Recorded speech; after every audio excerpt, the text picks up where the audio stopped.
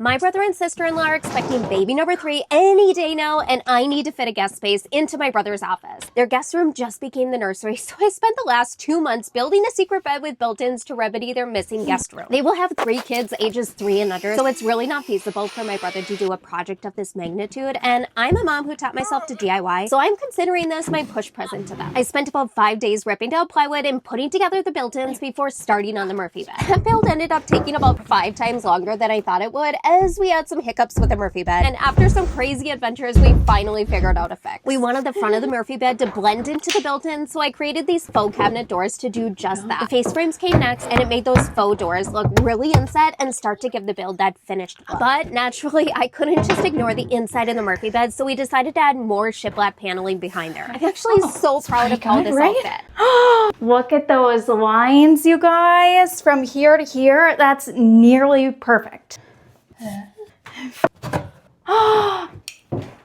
I did it. Curtsy.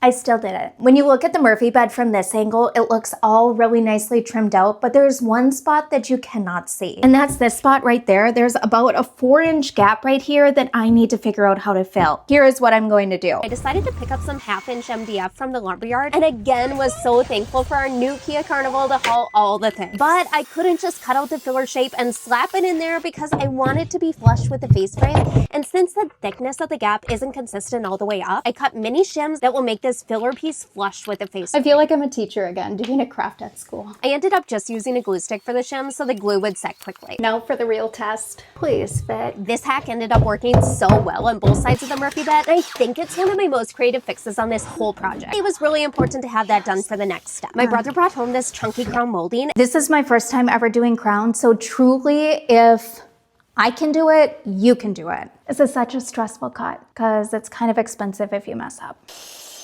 I took the process slow, and though it wasn't perfect, there's nothing a little caulking and spackling can't fix. I do wish I had the Craig Tools crown molding jig for this to help support the crown molding as I was cutting it. Once that was all in place, I got to work on caulking and spackling, which is such a pain to do, but it's so worth it as it makes any gaps, extra lines, and holes disappear. Don't ever sleep on that step. This little trim on the front is just perfection, and dare I say this definitely rivals our inspiration picture. Now my brother and sister-in-law need to go have a baby, and I need to kick my feet up. In the meantime, do you remember how I renovated our deck a couple years ago? Well, we decided we weren't quite finished with it. What do you think it is? And follow along to see what I'm doing next.